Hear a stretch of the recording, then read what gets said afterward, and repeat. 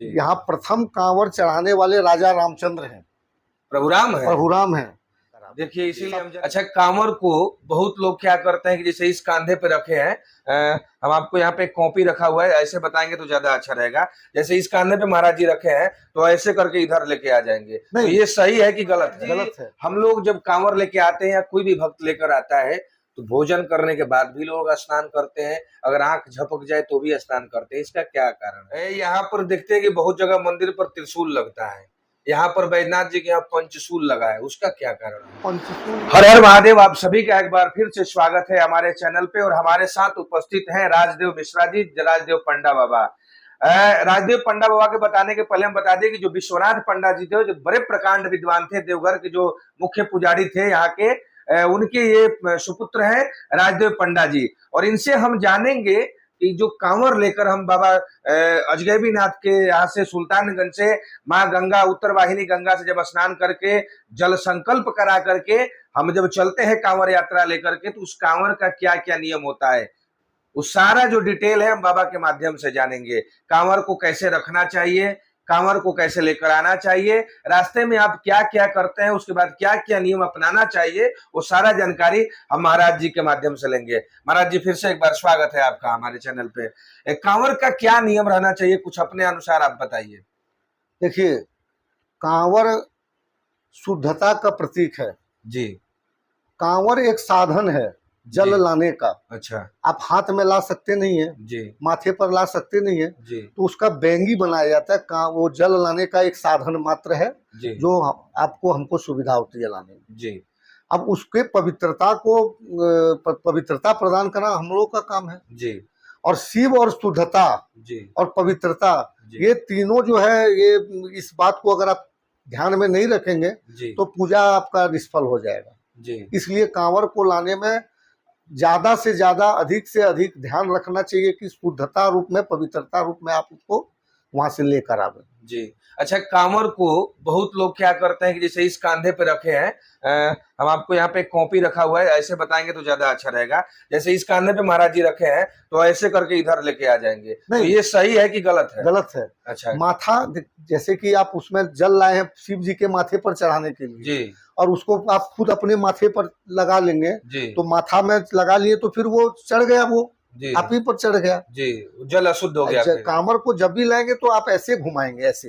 देखिए ये जो है महाराज जी बता रहे हैं कि ऐसे आप लोग मत कीजिएगा, ऐसे यहाँ से उठाइए, अगर आप ऐसे घुमाइए, ऐसे देखिए, ऐसे करके ऐसे घुमा लीजिए, फिर इधर से इधर रखना है तो फिर इसको ऐसे घुमा लीजिए। हाँ। अच्छा महाराज जी, हम लोग जब कांवर लेके आते हैं या कोई भी भक्त लेकर आता है तो भोजन करने के बाद भी लोग स्नान करते हैं, अगर आंख झपक जाए तो भी स्नान करते हैं, इसका क्या कारण है?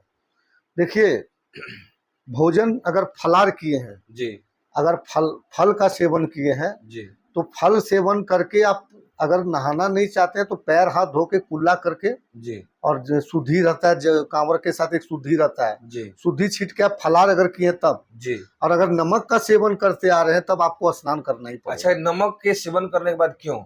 नमक जो है वो नमक सात्विक चीज नहीं है। अच्छा। नमक सात्विक नहीं है, लोग जीवन यापन में नमक खाना पड़ता है, ये नमक खाने के बाद आपको नहाना पड़ेगा। अच्छा, नहाना पड़ेगा। हाँ, नमक सात्विक चीज नहीं है जी। नमक फलार में नहीं पड़ता है जी। नमक अशुद्ध है, अशुद्ध चीज है। महाराज जी, और लघु शंका करने के बाद लोग क्यों स्नान करता है, क्यों करना पड़ता है? देखिए, हमारे बैजनाथ धाम में ये लघु शंका के कारण ही इतना बड़ा साम्राज्य स्थापित हुआ है। जी। न रावण को लघु शंका लगता, न यहाँ भोलेनाथ रहते। जी। तो जब वो लघु शंका करने गया, भोलेनाथ उनसे छूट गया, तो आप लघु शंका करने जाएंगे, शुद्ध नहीं होंगे, फिर उनका कांवर कैसे उठाएंगे? अच्छा। और इस तरह भी दैनिक कार्य में भी लघु शंका और बात, ये आपका लेट्रिन पैखाना जाके आप लोग शुद्धता के रूप में ही दूसरा काम करते हैं। अच्छा, तो अच्छा कांवर का और भी कोई विशेष नियम है जो आपको जानकारी हो, जो हम लोग को नहीं जानकारी हो? देखिए, कांवर जो है, कांवर ये आज का नहीं है, यहाँ प्रथम कांवर चढ़ाने वाले राजा रामचंद्र हैं, प्रभुराम है। प्रभुराम हैं। देखिए इसीलिए हम जानकारी के लिए प्रथम कांवर उन्हीं के द्वारा यहाँ चढ़ा है। अच्छा। ये त्रेता युग की घटना है, और ये भोलेनाथ भी त्रेता युग के ही है, आज से नहीं है। अच्छा। ये भोलेनाथ बैद्यनाथ जो है त्रेता युग से ही है, रावण के द्वारा। अच्छा। रावण त्रेता युग में ही थे जी। तो उसके बाद जब वो स्थापित हो गए तो राजा रामचंद्र जी भगवान वो पूरे परिवार के साथ आकर के यहाँ कांवड़ चलाए हैं।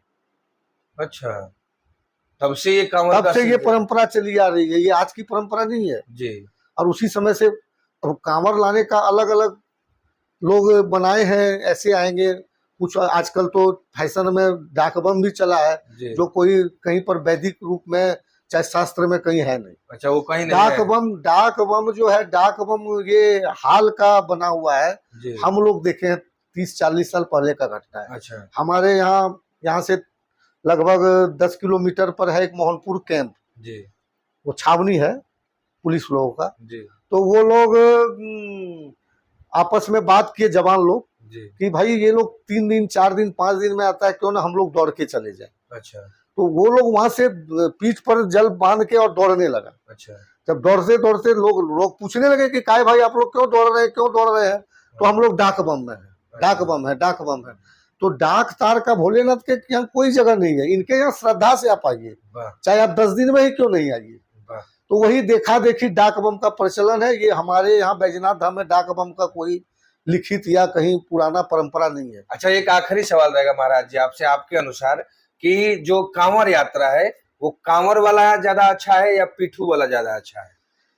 कांवड़ में मुख्य तो वही कांवड़ ही है। जी पीठ पर लोग अपने सुविधा के अनुसार, वो साधन है कांवड़। जी। आपको पहले ही बताए, कांवड़ जो है वो साधन है। जी चाहे आप बड़ा बनाइए, छोटा बनाइए, अपने सुविधा अनुसार बनाइए, जी।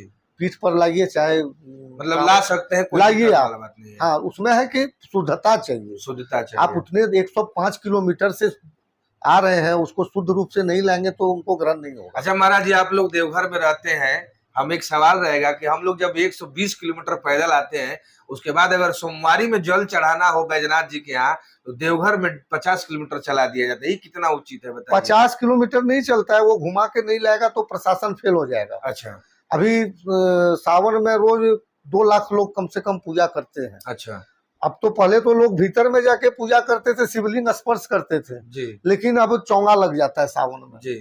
स्पर्श पूजन नहीं हो पाएगा श्रावण मास में। इसलिए घूमना जरूरी हाँ, है। नहीं घुमाएगा तो भगदड़ हो जाएगा। भगदड़ मच जाएगा। अच्छा, एक आखिरी सवाल, यहाँ पर देखते हैं कि बहुत जगह मंदिर पर त्रिशूल लगता है, यहाँ पर बैजनाथ जी के यहाँ पंचशूल लगा है, उसका क्या कारण है? पंचशूल ये हमारे यहाँ बैजनाथ धाम में ही आपको है जी, बाकी ये, कहीं नहीं है। कहीं नहीं है। ये यहाँ जो है ये तंत्रोक्त रूप में पूजा होती है पुराने जमाने से ही। अच्छा और वो जो पंचशूल देख रहे हैं वो दिशा का ज्ञान है, अच्छा वो जो है दिशा का ज्ञान है। और वो जो है मतलब सारे लोगों वो पंचशूल की पूजा होती है महाशिवरात्रि में। जी। साल में एक बार उतरता एक है। बार उतरता है। जी और वो दिशा का सूचक है। जी आज तक बैजनाथ धाम के कई जगह देखे होंगे कि वज्र गिर गया, टूट गया, फूट गया। आज जी। तक वो पंचशूल रहने के कारण, जी। और वो ये जितना 10 किलोमीटर के अंदर आज तक वज्र से कुछ नहीं हुआ है। कुछ नहीं हुआ, बिजली नहीं इतना गिरा। इतना उसमें ताकत है, ताकत है। सारे बिजली को वो खींच लेता है। ऐसा भी कहा जाता है कि अगर पंचशूल का आप दर्शन कर लिए तो समझिए भगवान शिव का दर्शन हाँ, कर लिया। पंचशूल का दर्शन हम लोग, आप कहीं भी यात्रा में जा रहे हैं जी और अगर मंदिर में पूजा नहीं कर पा रहे हैं, नहीं जा पाए हैं, जी, सिर्फ उनके दर्शन मात्र से ही आपका यात्रा सफल है। सफल हो जाता है। तो देखिए, अभी हमारे साथ थे महाराज जी मिश्रा जी, पंडा बाबा, जो कि कांवड़ का क्या नियम होता है, पंचशूल का क्या विशेषता है, ये सारा चीज हम जानकारी लिए इनसे। अगर आप भी बाबा धाम आते हैं तो उन नियमों को फॉलो करें। और वीडियो कैसा लगा जरूर बताइएगा। प्रणाम, हर हर महादेव।